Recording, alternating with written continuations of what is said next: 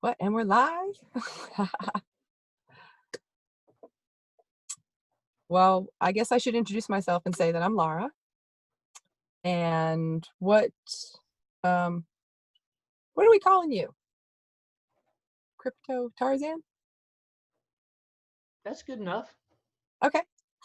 Um so I started out with why today, which you and I have talked a little bit prior to this, but no one seeing this has. So why today? Well, I've been feeling like I wanted to do this for a while, for a couple months, and today just finally seemed to be the day, because I was prompted to by Miss Peggy yesterday, pointing out to me that Old Dominion had actually asked on their Facebook page what the song Some People Do means to you. And I have more than just that to say to the band, but I definitely have a message about that. So first, before I start, I wanted people that are going to see this, because it's going to be on my friend's channel, and I'm going to send a couple people to it. Not just Old Dominion, hopefully, but about me. My name's Lara. I'm 50. I'm extremely happy. I'm married, have a kid, doing my dream job. I get to run a dog kennel and take care of dogs all day long. And luckily, a few people have decided to start traveling, so we're getting a little business back. And when we didn't have people traveling, we got a well-needed break and a lot of work done in the garden and several naps and a lot of time to eat and a lot of times to do things that we just don't have time to do. So it was hard missing the money. It was harder missing the dogs. Really hard missing the dogs when you're used to playing with dogs every day and they just don't come. So that's a little about me. So in order for me to explain what the song means to me, I have to explain to you a little bit about me and a little bit about my father and a little bit about what I thought we were going to do. And I have to say that if I cry, it's not because I'm unhappy. It's usually the opposite, because when I get really, really happy or energy really, really flows from me, I cry. So it's almost never a bad thing. And right now I feel extremely blessed, extremely happy. So I'm probably going to cry. So I come prepared. And that's one reason why I've got no makeup on, because this is just what happens. But it means it's moving. So it means I'm on the right track. So a little bit about me. I'm 50 now. When I was 9, which would be in 1979, I had spent so much time in the hospital that I had blown through $5 million, and I had to get my own medical policy. And I was the first child in the country diagnosed with Crohn's disease. And I had seen hundreds of doctors, hundreds and hundreds of doctors, and every single one of them thought something else. So I was very leery of trusting any of them, because if you ask 100 of them and they all give you a different opinion, which one is right? So I started at 9 in the hospital, getting permission to go to the medical library and read in the medical library. So I would go all day long and I would check out books and articles, and I started reading medical journals and medical books at the age of 9. Really, really geeky, but if you're in the hospital for 90 days, 30 days, 45 days, you get really, really bored, so you'll read anything. And that led me to pursue a career in medicine, and I ended up being a nurse. I ended up being a research nurse. I got to work with the first 100 AIDS patients. I got to run and create the first nurse-run infusion clinic in the country.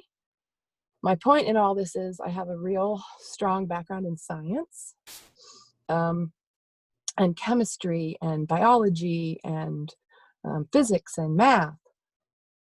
So it's really a challenge for me to come out and say, and by the way, I see colors and I talk to angels and all these other things, because I understand what the scientific community thinks about that. So up until this point, I've usually kept that to myself. I've had lots of interesting conversations over my 25 years in nursing with patients but it's always been one-on-one. It's always been private. I did hospice for 7 years, so I got to talk a lot about heaven and angels and what I thought and what I knew with them. So I'm honed in this conversation. I'm just not used to putting it out there for just anybody. Um, but this is what I can't sleep at night because I keep dreaming about doing this. So I'm just going to do it so that I can hopefully get some sleep, and hopefully it'll work, and it'll land in the place it's supposed to land, and it'll do what it's supposed to do. And I don't know what it's supposed to do. I know what my intent is, and my intent is to say thank you and to inspire. I've had so many people inspire me over the years, and I just want to give back a little bit. So the big part of my story, where we're going to kind of take a little dive here. I was a nurse. I was a star nurse. I was a chemo nurse. I was a IV therapy nurse. I was a cancer nurse. I ran an infusion clinic, and then I got cancer myself. So when I was 29 years old, 21 years ago, I got sent home by the top people at Bowman Gray, UVA, John Hopkins. They all saw my file, and they gave me mostly 90 days. A couple of them gave me 30 days. I had stage 4 lymphoma. I was extremely sick. I had never gotten over the Crohn's disease, irritable bowel, colitis. It just depended on what day and who was looking at me, what they diagnosed me with. I was an extremely ill person. And I was 29, and when push came to shove and I thought I was going to die, I decided I didn't want to die. And I had some friends who said, "We've seen you create miracles for your patients." And I had the hospice that I worked for actually had been investigated for fraud, because 2 of my hospice patients, hospice means you're going to die in 6 months or less. 2 of my hospice patients became cured and never died. And that just shouldn't happen. So they came in and investigated us for fraud when I was there. Of course, we didn't do anything wrong, and they had both, did what I did. I followed in their footsteps. I called both of them up and said, "What did you do? I need to make a miracle for myself." And they said, "We saw this herbalist, and we started doing yoga, and we started." So I went down that rabbit hole. I did color therapy. I did laughter therapy. I changed everything I ate. I changed everything. And what I finally had to realize was that in my childhood, I had decided I didn't want to be here. I had an internal message that said, get me out any way you can. Please, God, take me. Please, God, take me now. And I had never stopped that internal dialogue. And I'm going to explain why I had that. But at 29, I decided I wanted to live. So I bought the book, A Courage to Heal. If anybody out there is an incest survivor, I highly suggest that book. And I started doing exercises in it where you look at yourself in the mirror and you say, "I love me, I have value." I remember that first time not meaning it, which is probably the only time you'll see me cry, because I'm sad. Because it makes me sad to think one time I didn't mean it. Not even the smallest amount did I mean it the first time I said it. But by the third day, I was meaning it a lot. In 2 weeks, I was hooked. I was in love with myself. And I started healing, really healing. And it was at that point that my angels started to talk to me again. I had forbidden them to talk to me for years because they were unable to save me from my childhood. So I had basically told them to fuck off at one point, and I refused to talk to them. So I decided that it might be in my best interest to welcome them back and to talk to them again. And they've been with me ever since. So I have angels that I talk to, and maybe not necessarily every day, but if there's anything that I really need to know, they're there. And if I need them, they're there. And mostly they want me to figure it out for myself. So they give me as little guidance as they can possibly get away with. And I get that. Now, finally, I've always wanted them to give me all the answers. And I finally understand that, my answers are for me and for me to figure out. And what satisfies me is having this conversation right now and putting this out there. And I don't think that a lot of people would find this extremely satisfying, but I do. So it's 21 years later and I don't have cancer. And I also have a child that I was never supposed to have because I was never supposed to be able to carry children. And I had 13 miscarriages prior to my son. But then I decided that I wanted that miracle, and I talked to my angels about it, and it happened. And I have my dream business. When I was dying of cancer, I couldn't imagine going back to nursing. I couldn't imagine being part of research again. Now that I know that me hating myself was killing myself. Me wishing to die was making it happen. I had to love myself. I had to learn to love life. I had to say, God, I still want to be here on the planet. And then everything turned around. I found everything I needed, every herbalist, every acupuncturist, everything. And in 5 years, I'm the healthiest person. If you saw me going down the street, you'd never think I was 50 years old. And I really did a lot of healing over my childhood. And my farm that I'm on now, where I'm lucky enough that I've got some great clients, and one of them happens to be Peggy Ramsey, and her son is Matt from Old Dominion. Now, prior to a couple years ago, I had never listened to country music. Country music was never on in my household. It's just something I didn't do. So I'm out here living the dream, living on the farm. My father is a pretty successful business person, and our dream and our plan, and I have attorney's plans and nonprofit plans and business meetings and stuff that go back for years, talking about how we were going to make this farm into a healing center. Specifically, I was going to help people that had been through incest and sex trafficking. And my father was going to help and counsel the people that had perpetrated those things, because I was on the abuse end and he was on the perpetration end. So where this goes in the long run is when some people really do change.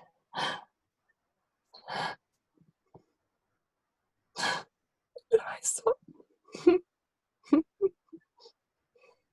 on Father's Day today,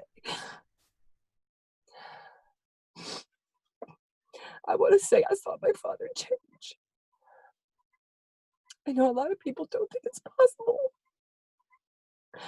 I grew up in a family where you were molested before you were out of diapers. And I was actually molested by at least one person the day I was brought home from the hospital. And I mean internally molested in every way possible for a little girl. And we'll just put it that way. And not only did I have child molesting uncles, but we were also part of a upscale trafficking, lent out by the hour, lent out by the day. And because of my psychic abilities and my tolerance for pain, I was everyone's favorite toy very high up. So when people want to know if the stuff about Pizzagate and that kind of stuff is real, is 100% real. 100%. And I could give you examples, but I won't, because most of the examples I know are dead already.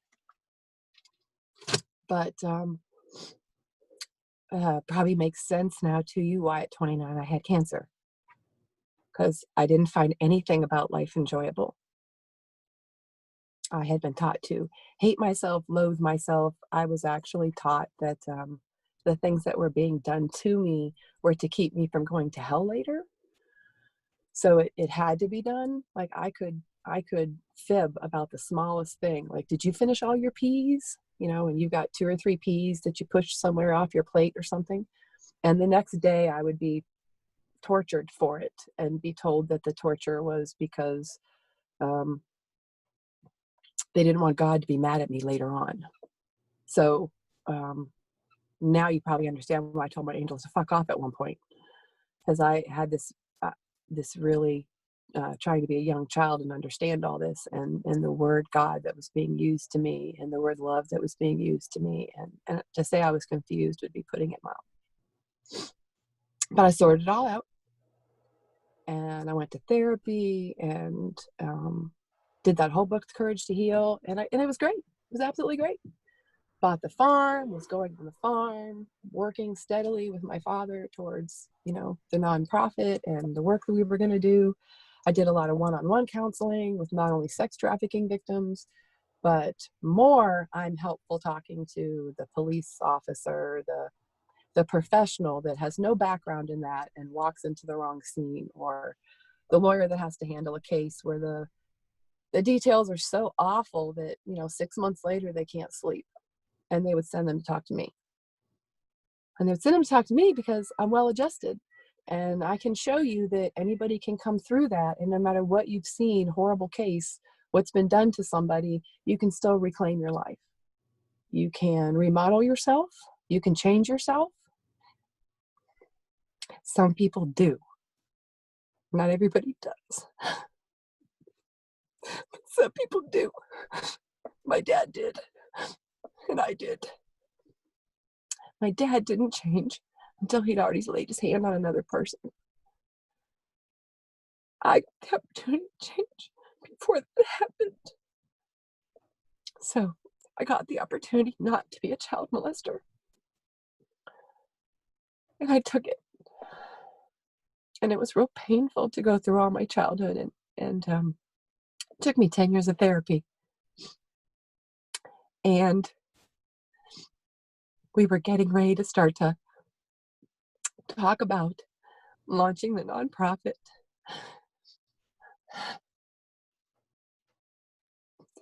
My dad had retired, and he was going to work on it. We were really going to work on it. And then he died suddenly. And I didn't know how to create the center without him, because it was a joint project. So what do? When the person that was supposed to run half of it, and the person that was supposed to speak to the predator, I'm not a predator. I can't speak to the predator. I was prey. I can speak to prey. I can speak to predators, but only in a certain way. My father could speak to them, and did speak to them, and did counsel them, and he could say, I was there, and I'm working on forgiving myself, and here's how I do it. I don't have that. I can't fit that boat. So when my father died very unexpectedly of a heart attack, my world was shattered in a way I didn't know was possible. I never saw it. I'm psychic. I know when everybody's going to go. I never saw it. Of course, in hindsight, I saw it. In hindsight, I saw where I had told myself 100 times. But I didn't let myself see it, because he was my dad, and he was invincible, and he had come through so much. And of course, we were going to do this. So then my stepmother picked it up, and she said, I'm going to do it in place of your dad and in honor of your dad. So I kept up with the lawyers and the accountants, and spent a great deal of time with builders, and we were going to build a center out here, and the funding and all that good stuff. And then all of a sudden one day, she came out and told me she was moving. She didn't want anything to do with it. It wasn't her thing, and she just walked away. And I felt like, well, for number twice now, I was not in a good way. I was really not in a good way that day. But universe had it all set up for me for everything to work out that day. So prior to that day, because I skipped a little bit because I'm not looking at my notes, I was really missing my dad. It had been over a year since he passed, and when your dad helps you build your farm and helps you build your kennel, and he put in that light switch and he put in that bush and he made the last payment on that lawnmower. Everywhere I looked, I saw him. I couldn't get away from it. I couldn't get any rest. Everywhere I looked, I saw loss. I saw what I lost. I couldn't see what I had. All I could see was all the stuff that I had planned that I wasn't going to do. And I know how to find a silver lining. I talk people into them all the time. And I was honestly trying not to wallow in my own self-pity. But I was wallowing pretty good. And Miss Peggy came by. And Miss Peggy was getting ready to go to an awards ceremony, or she was getting ready to watch the kids so that Matt could go to the awards ceremony. I'm not sure now. And she was bragging about Matt like usual. You know, all of our clients brag about their kids and their grandkids, and we look because we're good customers. And after she left, I said to my husband, you know, I don't like country music, but maybe we should pull up Matt's music and Old Dominion's music and listen to it before Peggy comes back so that we can at least say we did. Because she's kind of been bragging on him for a while, and I feel kind of bad because I haven't looked it up yet. So I remember pulling up YouTube, and the first song that came on was One Man Band. Now that's what made me want to do this video. I used to like Amazing Grace. It used to always put me in the right frame of mind if I couldn't find a way to connect to that bigger part of me. I could sing Amazing Grace and it just put me right there. And even Amazing Grace, all I could hear when I sang Amazing Grace was my father next to me at church. So it didn't work. But One Man Band worked. It worked like a charm. It took me straight to that place of surrender. Straight to that place of, I don't have to be alone. And became my new favorite song. Hubby's out there picking berries right next to the Jeep, wondering what I'm doing. And my wonderful, wonderful husband. And I started listening to more Old Dominion. I started listening to, The Highway. And I started realizing, I really like that song. And it wasn't Old Dominion, but I'd look it up and find out Old Dominion wrote it. I really like that song. It's not Old Dominion either. Old Dominion wrote that one too. And then Old Dominion and came and did their concert here last fall. And I was blessed, totally blessed, one of the best memories of my life, to go there and see that. That was more like being in a church revival. It was a concert. I expected it to be a concert. We were working our butts off all day long. It's the only time in 12 years, I want you guys to know, that I closed my kennel early. We don't close early on Christmas. We don't close early on the 4th of July.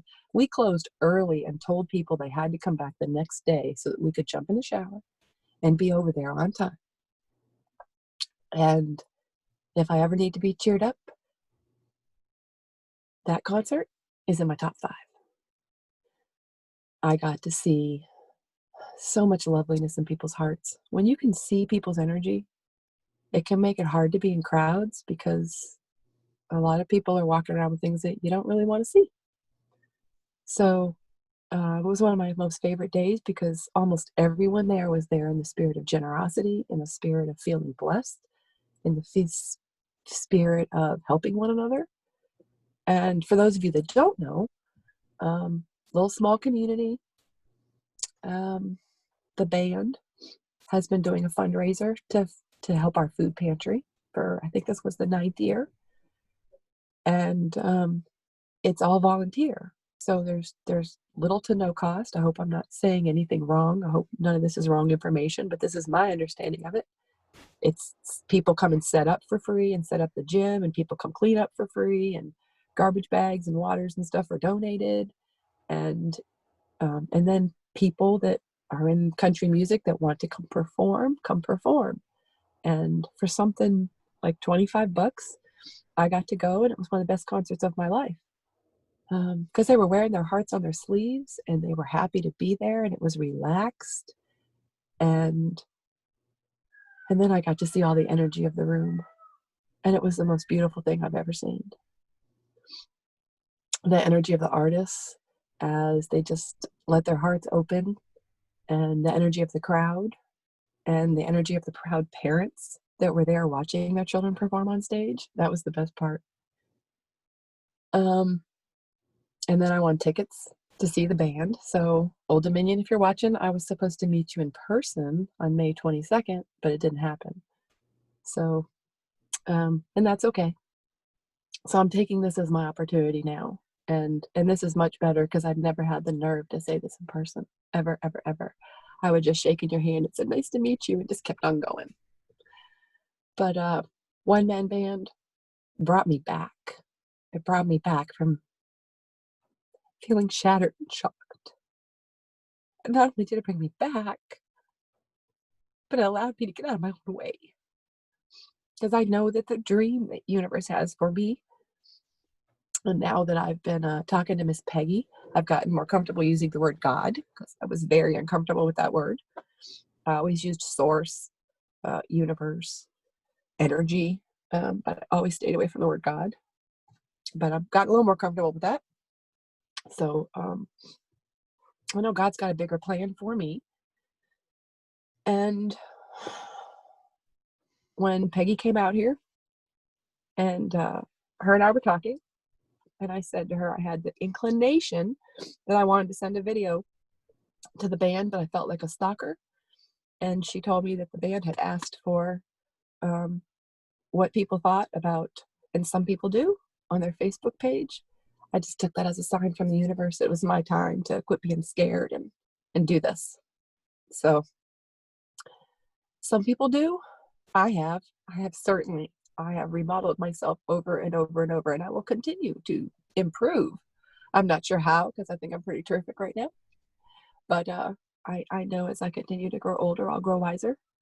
And I'm learning to be more comfortable with my gifts and not hide them. Because I feel like right now what's going on, that people really need to know that angels are real, and you can ask them to assist you and they will assist you. Everybody's got them. Most of us just don't ever talk to them. So let me look at my notes here and see if I missed something.